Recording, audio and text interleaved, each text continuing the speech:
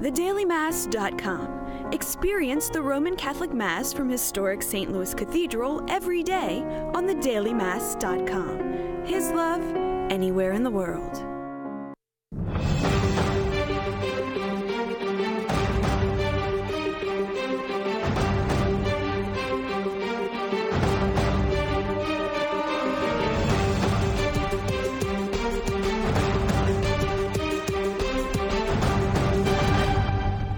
Good evening, I'm Sarah McDonald. I'm Jason Angela. Welcome to Issues in Faith. Well, we have a lot going on in our church parishes and in the Archdiocese, Yes. Even though it's sort of the quiet summertime. Yeah, right. Even though it's the summertime and we're out of school, there's so many great things going on that you definitely want to take advantage of before the summer goes by like that. Of course, one of the biggest things in the Archdiocesan level is Camp Abbey. We've had now almost 2 full weeks of boys' camp sessions. The third week is sold out, completely full. That's fantastic. So that's very exciting. Yeah. But you can still contact Camp Abbey to see if there's any spots left for the week for week 4. And also, if you have young girls, daughters, granddaughters, girls' camp is for the month of July. And then once Camp Abbey wraps up, the vocations office is actually going to be hosting a discernment camp weekend. It's a 3-day retreat camp. All of the fun camp activities, and then with religious sisters, brothers, and priests sort of leading discussion and prayer group for boys and girls ages 10 to 12. That's a brilliant idea. And I really hope that a lot of parents, bring their children to that, because that's a great opportunity. I mean, as parents, we're supposed to be the first herald to the faith and encouraging the vocation, whether it's to religious life or whether it's to marriage, because one, it's a calling that they are responding to by God, and helping them to be attentive to that calling, whatever God is asking of them. I think it's great. That's right. And the really cool thing about discernment camp too is if parents have had safe environment training, which many of our parents in our Catholic schools already have, and even those in our CCD programs, our parish schools of religion, you can actually stay as well. Fantastic. So you can take part in some of the activities, the discussions, so that you can be better prepared to talk to your child should they want to talk about a vocation to priesthood or religious life. So I mean that we're trying to incorporate, again, supporting the family in those vocations decisions. And again, those are 2 big things on the diocesan level, but of course our parishes. I was sitting in church on Sunday and my pastor started rolling off all the things that were getting started in the parish this week, and so between vacation Bible schools and summer athletics programs and different things going on in the school and in the parish where we are, it was it's always something going on. Yeah, and it's a great opportunity to go in this summertime to go deeper in the faith. I mean, these type of camps, these type of retreats, things like that, to be able to awaken the faith in a whole new way, and these are great moments for that, and definitely encourage people to take advantage of that. Yeah, and as we're in the year of family and faith, on NOLA Catholic Experience, Dana Doyle, who's one of our bloggers and formerly your neighbor. Yes. Dana wrote a whole list of things about what you can do as a family to kind of renew your faith, go into faith a little bit deeper during the summertime, and so you can keep learning. Yeah. And doesn't the Archdiocese have a book? They just have out a dozen ways of going deeper in the faith. I think you can contact the Family Life Apostolate. And Family Life Apostolate has family prayer books that we've published, and so they're available for $1. Many parishes have them available directly, or you can contact the Family Life Apostolate, or you can email us at communications@arch-no.org, and we can get you all the information on that. Fantastic. Well, in the comments during a meeting with the Italian president, Pope Francis spoke bluntly about the dangers to religious freedom throughout the globe. He said religious freedom is talked about more than it is protected, and that the serious violations inflicted on this basic right are cause of serious concern. He called on the world's nations to act together to uphold the intangible dignity of the human person against every attack. 3 U.S. Catholic bishops weighed in on the ongoing congressional debate on immigration reform legislation June 10th, warning against amending a Senate bill in ways that would block the path to legalization for undocumented immigrants. At a news conference in San Diego, the bishops reiterated their support for comprehensive immigration reform that protects families and workers. Los Angeles Archbishop Jose Gomez, chairman of the USCCB's Committee on Migration, said, "Each day in our parishes, social service programs, hospitals, and schools, we witness the human consequences of broken immigration system." He went on to call on politicians to end the suffering of those separated from loved ones, those exploited for profit, and those who have died in the desert. Last week, the Archdiocese and Senecal Sisters announced the Metairie Senecal Retreat House would be sold to the Archdiocese of New Orleans. In the announcement, Archbishop Gregory Ammon said he was pleased that the Archdiocese could purchase the house and keep it open, with a special focus on ministering to women and their families. The Senecal Sisters will continue their retreat ministry through August 17th, and the pre-enrollment office at the Metairie Senecal will be open through October. And last month, Archbishop Ammon named Marionite Sister Marjorie Hebert President and CEO of Catholic Charities. Tonight, Sister Marjorie sits down with Jason to talk about her new ministry in the Archdiocese of New Orleans. Sister Marjorie, thank you so much for being with us. Good morning. So tell us a little bit of background of your work in the Archdiocese prior coming to Catholic Charities. Well, many, many years ago, I started off teaching, then I was made a school principal, then I was moved into the central office, the Catholic Schools office, working with Howard Jenkins. That captured the first 18 years of my ministry in Catholic education. Then I moved to the Diocese of Alexandria Shreveport. It was there for 7 years. Came back to New Orleans, serving in community leadership. After that, I spent 13 years developing and administering Our Lady of Wisdom Healthcare Center. Wow. And then for 3.5 years at Our Lady of Holy Cross College, and now presently serving as president of Catholic Charities. Praise God. Well, you were started off as the interim executive director, is that correct? Yes, that is correct. For 4 months. Yes. So tell us, what was it like getting to know the people, the programs during that time? It was exciting, overwhelming, but very gratifying. It was filled with meeting many, many people who serve in the capacities of direct services to the clients and students of Catholic Charities, meeting many volunteers who work in our programs and services. And just meeting the staff alone was quite a challenge, but invigorating to see the inspiration and the passion and the drive that these many individuals had for the work of Catholic Charities. Perhaps one of the most significant impacts for me personally was the deep realization that after these many, many years in ministry, I was really involved in the true ground level work of serving the people of God for the greater church, not just a specific group, but many, many people. We have over 650 employees in Catholic Charities. Praise God. And no, I have not met all of them individually, but many of them. Yeah. And they are the ones who serve the hundreds and thousands of people that are a part of and are the recipients of the services of Catholic Charities. Oh, praise God. Well, what do you see some of the big challenges facing Catholic Charities now?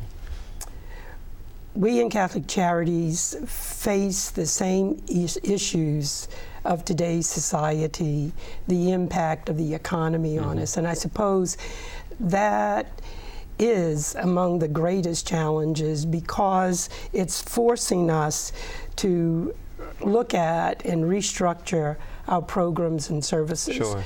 Look at the opportunities that we have to collaborate with other partners in the Archdiocesan works, the Archdiocese itself, as well as within the community and the state. Catholic Charities has for many years now been engaged in partnering with the government and the city through grants being given. Many of those are being cut out or reduced in the numbers of dollars being committed. So how do we continue to serve the basic needs that we've been committed to in feeding the hungry, housing the homeless, counseling those who are most in critical need, dealing and trying to learn how to cope with the stresses in their own lives. With that restructuring, it brings about changes of personnel. Right. Because we do have so many grants given to us, the grants are ordinarily given for a period of time. Right. So, for instance, we have one program going on right now with the grant to continue services to those who have been impacted by Hurricane Isaac. Sure, right. So we were able to hire 15 new people, caseworkers. Praise God. Many of these were caseworkers that we had just let go prior to the end of the calendar year. Sure, right. So we do have some new hires or rehiring. Currently, we're dealing with cutbacks in our Head Start program. We have 5 sites. We're actually going to be reduced to 4 sites, and we're looking at a significant number of teachers being let go in that program because of cuts that have come due to sequestration. The other challenges that really face us is how do we meet the ongoing needs of the individuals in the area of behavioral health, mental illness, crisis management for day-to-day living. The other issues are to find new resources of funding through private donations, foundations, and yes, we still are into looking to how we can collaborate with the city, with the state, with the federal government, just to meet the basic needs of people. Well, what are the new developments in the ministries as right now with Catholic Charities? With Isaac Disaster Care Management Program, the Access Mobile Maternity Unit, and the PACE expansion on the West Bank? Yes. Isaac is what I referenced just a few minutes ago. Those are continued follow-ups. Not all of the people impacted by Isaac have been totally served and are still in the process of trying to get back into homes, rebuilding, job search. So we're working with 25 case managers, old and new, and they're directed to have at least 35 cases dealing with people on an ongoing basis. This program, though, is only scheduled for the next 22 months. We're in that 22-month period. Sure. The Access Mobile Maternity Unit really is part of our pro-life services. We're actually having a mobile unit that we will be able to bring to various sections of the Archdiocese to serve expectant mothers. The philosophy, if they can't come to us, and many of them are limited, we're going to go to where we may be more accessible to them. Wow, that's incredible. The unit is a gift. It was given through a private donation to fund the development and the building of the unit. What we have to do is now find ongoing resources to maintain it and to service it. But it is going to be a great boost to us in our being able to reach out to expectant mothers, full services, sonograms, testing, seeing providers for early and ongoing development during the pregnancy. PACE is an exciting program. It's going to be our first adult day health care center on the West Bank. It'll be located on the property of Hope Haven, right off of Barataria Boulevard on the West Bank. We already have a long history and heritage of presence there at Hope Haven from the earliest days. And in the building of Madonna Manor, we have many of our programs operating in that facility. The addition of PACE is going to further expand and enhance the services that we can provide to the elders, especially on the West Bank. We're excited about it. It's in the finalization. We should be going into construction, and hopefully we'll be in operation by January. Wow. Well, Sister Marjorie, thank you so much for being with us. Amazing information, and please continue moving forward in all the work that you're doing. Thank you so much for being with us. God bless you. And as always, you can keep up to date with the latest news and information from Catholic Charities online at ccno.org and on Facebook and Twitter. And we'll be right back.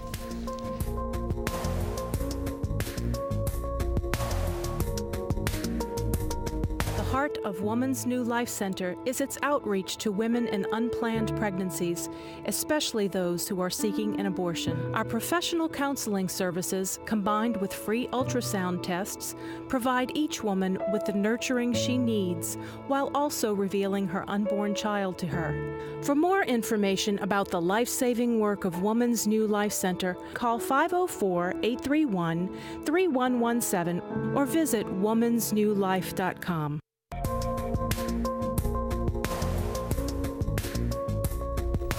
Permanent deacons in the Archdiocese of New Orleans fulfill a special ministry in service to God's people right here in the city. Joining us tonight to talk about that ministry and about how men interested in the diaconate can learn more information is Deacon Ray Duplichan. Thank you so much for being with us tonight. I'm glad to be with you. I'm delighted. Well, first of all, tell us about the ministry and role of deacon in the Catholic Church. The ministry of deacon is an ancient ministry that goes back to apostolic times in the scripture in Acts chapter 6. The apostles began to recognize that their primary responsibility was for prayer to the church, and there were widows and orphans in the Greek-speaking part of the church felt like they were being neglected, and so they chose 7 men filled with faith who had the charism of service. And so that's where the foundation of the diaconate is. And here today in the church, in our current milieu, we serve people because our charism is charity and service. And so that's where we come from. You know, it's interesting as I was watching the History of the Bible series, you know, the last episode featured, I don't remember if they featured Lawrence or Stephen, but being Stephen stoned. and Philip, yes. Yes, and so and I remember thinking, you know, those were our first deacons. They were there serving the community and died for their faith. And so, and I know St. Lawrence the Martyr and St. Stephen both have very special places in the church. Well, in New Orleans now, we can thank Archbishop Hannon for sort of resurrecting the ministry of the diaconate here. What are some of the ways that the deacons serve the local church? There are many different ways that we do. Some of those settings we find ourselves in parish ministry, assisting the pastors of the people.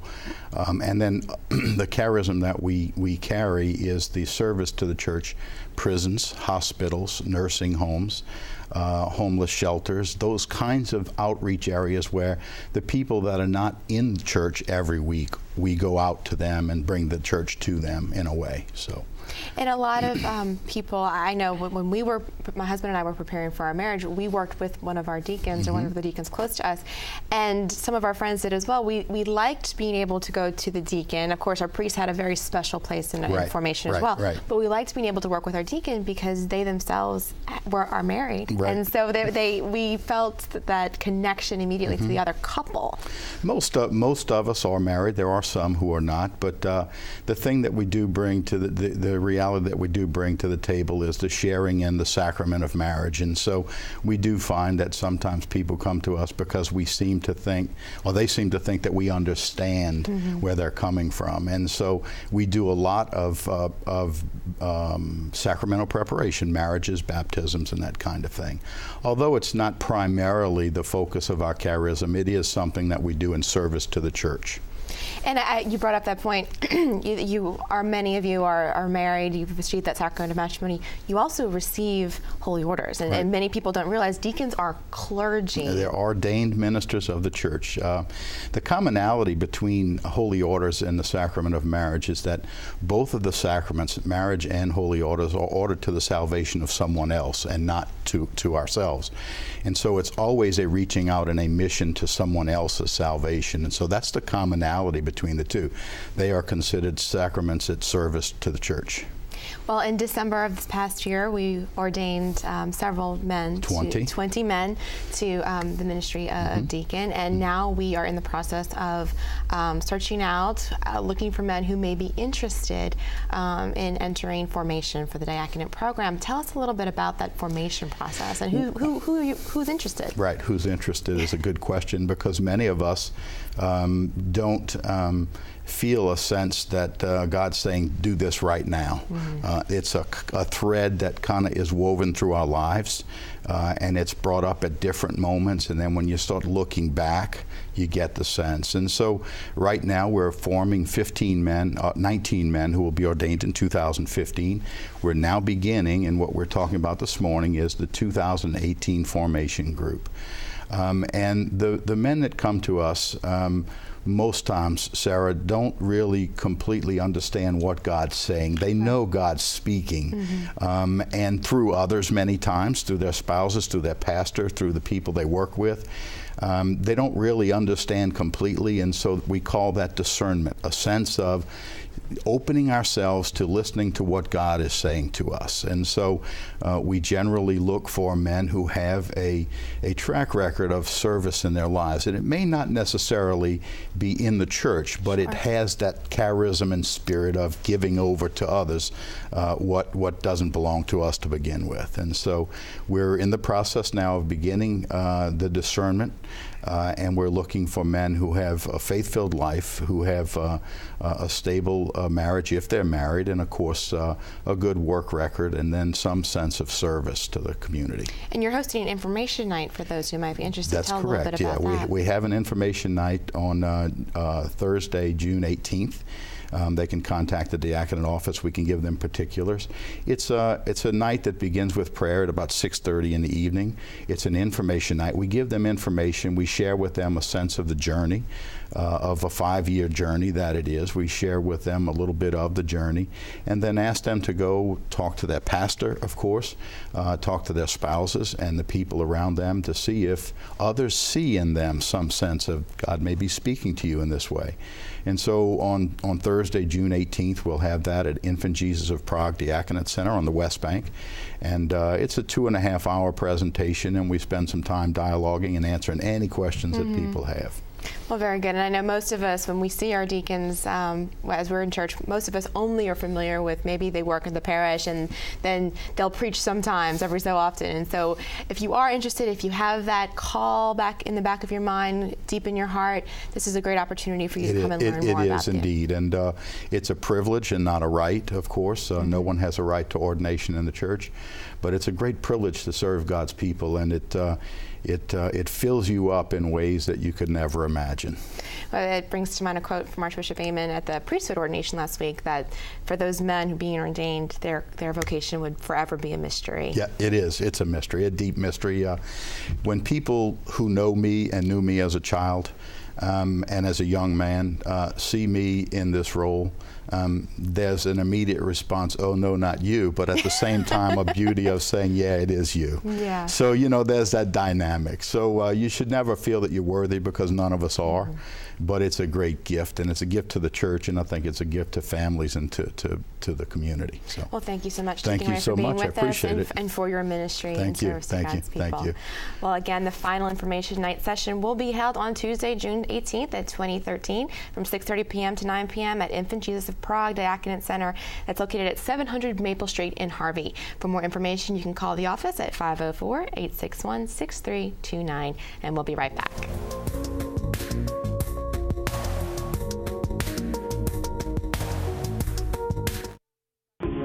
What will the world ask of them? Whatever it is, they'll be prepared to answer. Because in a safe and disciplined environment, Louisiana Catholic schools shape tomorrow's leaders. Catholic students are rising. 99% graduate. Almost all go to college. They'll earn higher wages, be community involved, more tolerant of diverse views. And the world will be better because of them. Louisiana Catholic schools, in a class of their own.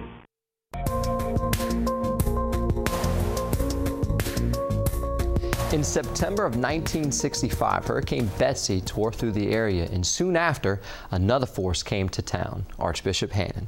One of the first things he wanted to address was the need for affordable, decent housing for seniors. That was the beginning of Christopher Homes. Almost a half a century later, some 2,000 seniors make their home in Christopher Homes. Janet Gross takes us to the celebration of improvements and additions to one of those facilities. There are gardens now at Metairie Manor, raised beds, tended by the people who live here, up high so they can reach it all, or just take it all in. Little marigolds and ivy, and some of them we don't even know the names of them. They don't care about that, really. They just like it. The gardening, the freedom, the fresh air. This is what it's all about, to give the residents a chance, pull them out of the building, pull them out of the apartments, to socialize, to come together, to enjoy the outdoors.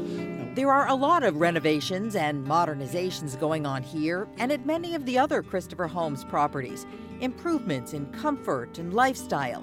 But this garden part is extra special. Celebrated because it's dedicated to the man who helped make it all possible, Tom Perkins, the man Archbishop Hannon called on to carry out the mission providing housing for seniors. Archbishop Hannon started Christopher Holmes, and then he turned it over to Tom Perkins, and the rest is history, and have done so much for all of our citizens of this greater metropolitan area. For him, it was truly a ministry. It was the Lord's work, and he was always privileged to be a part of the Lord's work. As he used to say, we're just building up God's kingdom, as he was building all of these buildings and facilities so that the elderly could call them home. Right now, there are 2,000 Christopher Holmes apartments under the wing of the New Orleans Archdiocese. The struggle continues to build and build up to the 2,400 units there were before Katrina hit. Even when they reach that goal, though, it's likely there will still be a waiting list. There are so many seniors who need and want this special, safe, affordable place. Not only a place where you can live, but also a place where you can share faith. A place where you can come to know ever more deeply the Lord Jesus. A place where you can pray and enjoy and be entertained. This is not my good side. The bigger spaces, the new spaces, the outdoor spaces, all make it that much more special. I don't know. It's something that that we used to do at home, and it kind of gives you something to do. Like be close to nature. And that she enjoys picking out this flower for. Oh, we got to put this one in this time. It's not ready for that one. So I just let her do that, and then I take care of her. Now you might see a tomato doing its best to survive, or a row of dental floss picks delicately defining property lines. It's whimsy and beauty that's welcoming. A lot of things are thriving out here, and all of them lovely to look at. I'm Janet Gross for Issues and Faith. Even as the Archbishop blessed the gardens and renovations, an addition is being built to Metairie Manor, an 82 apartment addition expected to open next year. If you have a question for us or have an idea for a story you'd like to see on air, please write to us at Issues in Faith, 3330 North Causeway Boulevard, Suite 345, Metairie, Louisiana, 70002, or email us at questions@WLAE.com. Plus, if you miss an episode, you can catch up online at www.archdiocese-no.org. And that's our program for this evening. For all of us at Issues in Faith, thanks for watching. We'll be back next week. Hope you join us again soon. Until then, God bless.